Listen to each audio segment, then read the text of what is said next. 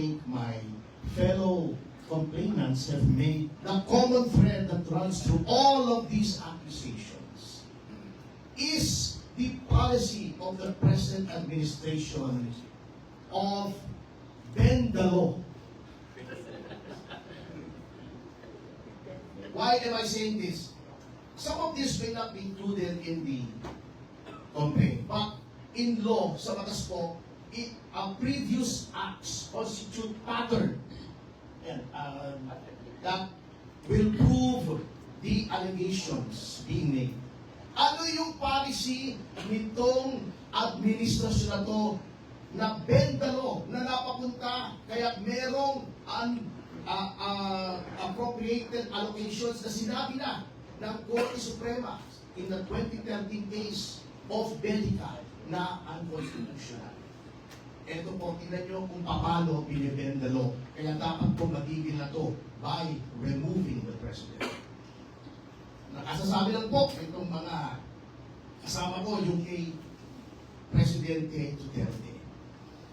Ito pa, kung napansin nyo, even before that, for the first time in legislative history, mayroong committee hearing sa House wherein the Council was physically prevented from advising his client. Ako yun, dun sa Quadcom. Again, for the first time in our country's history, yung rules regarding the appointments and consideration of the JBC, in-ignore. Anong ginawa? Pagka may kaso, di ba, hindi pwedeng consider ng JBC. Anong ginawa? Just for the case of Remulla, Boying Remulla, tinanggal yung rule na automatically docketed just to say na walang kasong docketed against Ombudsman Remulla para ma-appoint siya. Break the law na yun, hindi na bend the law yun. Ano pa? Yung abuse ng administrasyon ng hearsay, nililinlan po ang taong bayan. Ang hearsay po, sabi sa akin ni Ching, babaero daw, si General Garcia. Yun ang hearsay. Pinotektahan ko na nga si Ching. Pumalag pa kayo, hindi naman kayo. Pero pag nakita ko mismo na ng bababae si Ching, ayan, binalik ko na kayo Ching. Hindi po hearsay yun. Kaya yung sinasabi ng hearsay si sabi ko, hindi po. That is eyewitness testimony. Makinay po yun. Yung sinasabi nilang si Leviste ay dapat i-authenticate yung Cabral Files, mali po yun. Mali yung ginagawa ni Tim Lacson. By the mere fact that a person was placed under oath in the BRC hearing, at sinabi niya, nakuha niya yung kay Cabral, siya mismo. That is proper authentication under the law. Pero sasabihin nila hindi. By the mere fact that a member of the family is sinabi out of her own personal knowledge na gumagamit ng droga ang Pangulo, hindi po hearsay yun. Wala pong hearsay doon. Si Gutesa, the mere fact na sinabi niya, nag-deliver siya ng pera kay Martin Romualdez, hindi po hearsay yun. Eyewitness account po yun. Then, dalawa na naman, yung bribery ng mga kapatid na Remulla, inalokay sa bilyon, but inaresto yun. Attempted bribery yun, that is a crime. Ano ginawa nila? Pumunta sila sa media, sinabi nila, oy, may nag-attempt na mag-bribe sa akin, ayaw naman sabihin ko sino. Oh, they were sworn to uphold the laws and faithfully execute the same. Bakit hindi nila sinunod yung batas? Yung restitution na sinasabi nilang dapat mag-restitution. Ito, very tricky to. I hope you will give me 5 minutes, Congressman. Alam niyo kung bakit tumututol po kami sa restitution? Kaya kwento ko po sa inyo. Yun pong restitution, unang-una, wala po yun sa witness protection law.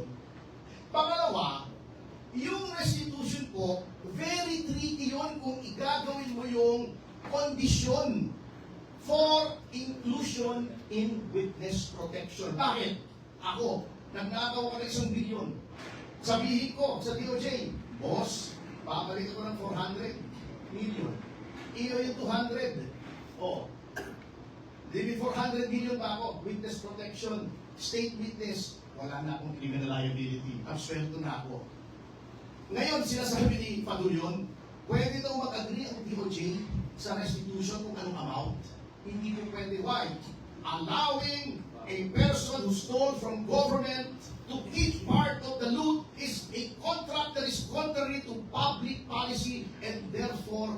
null and void. Hindi ko ako nagsabi niyan. Yan ay nasa civil code. Look it up. Kaya po, in order to recover ill-gotten wealth, yung sinasabi ni Boying na, pagkatawa na naman tayo yan. Hindi natin ma-recover. Binigyan agad natin ng immunity. Hindi po. Mali po si Boying dyan. Meron pong provision for civil forfeiture of ill-gotten wealth. Paano po? Ang Office of the Solicitor General ang magpa-file sa korte. Bakit po sa korte? Sapagkat hindi mo basta pwedeng sabihin, hindi pwedeng sabihin ng DOJ, ang ninakaw mo ay 500 million, 600 million. Kukunin namin. That is deprivation of property without due process of law. Who determines kung magkano ninakaw? Ang korte. Eh sasabihin nila, mahirap sa korte. Hindi po mahirap. Unang-una, aside from the fact that that is the process provided for by law, kapag civil forfeiture po, there are two presumptions that are in favor of government. Number one, the presumption that all assets over and above the legitimate income of a public official is presumed ill-gotten. Siya magpatunay na hindi ill-gotten. Number two, since it is a civil suit, it is civil in nature. Preponderance of evidence lamang ang kailangan. Hindi proof beyond reasonable doubt. Kahit ma-absuelto yung tao, pwede pa rin kunin. Because it proceeds independently of any criminal action or graft, lumber, conversation, etc. against the erring official. Kaya po sa korte, ang mangyayari pag sinali mo yung restitution sa pasok sa witness protection, that is fraught with the danger of graft and corruption. Magkakatawaran yan. Kaya hindi po nilagay yung provision na yan sa witness protection. Kita nyo na. Pagkatapos, dinidefensa nila. Bakit? Gusto nila ang, they want a piece of the action. O, di ba? Kita-kita nyo eh. Kung bakit, binibenta na naman yan. O, doon sa impeachment, benta na naman, kahapon lang. O, can you imagine? Sinabi na sa Section 3, Rule 2 ng Rules on Impeachment, ang Office of the SecGen. The SecGen is not the Office of the SecGen. The SecGen does not exercise all the powers. The SecGen does not bring the powers of the Office of the SecGen with him or her when they go abroad. At fundamental po with any office, any office in government, kapag umaalis yung hepe, ni OIC. Bakit ayaw tanggapin ni Atty. Momoy? Ay, sa loob na. Momoy ba? Hindi, Moy, di ba? Haifa? Okay, whatever. Hindi ko nakakuha yung, kasi lumumutla kahapon eh, kaya medyo nanginginig eh. Okay, anyway. Tayo ba pa nag-file tayo sa hukuman ng kaso, kailangan nandun yung press? No. Kapag nag-file ba tayo ng appeal sa Office of the President, dapat nandun yung Pangulo sa Malacanang? O, bakit ito? Kapag nag-file ka, kailangan nandun yung Secretary General? Huwag naman, di ba? Ganun siya makapangyarihan. So, ito po ang pattern na gusto namin i-break. You cannot ignore the law. You cannot bend the law. You cannot be violating the Constitution and the laws without facing the consequences. Because as President, lahat po yan, ikaw ang may command responsibility. Sabi nga ni Roosevelt, di ba? Si President Roosevelt, meron siyang nakalagay doon sa kanyang desk, the buck stops here. Kahit ano mangyari, ako yan. O, kung may credit siya yun.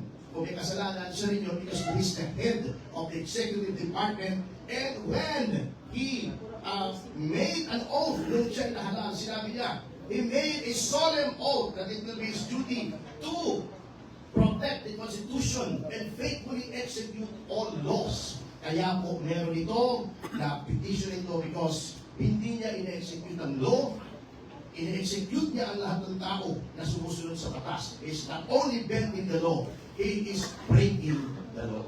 Salamat po. Thank you so much, Atty.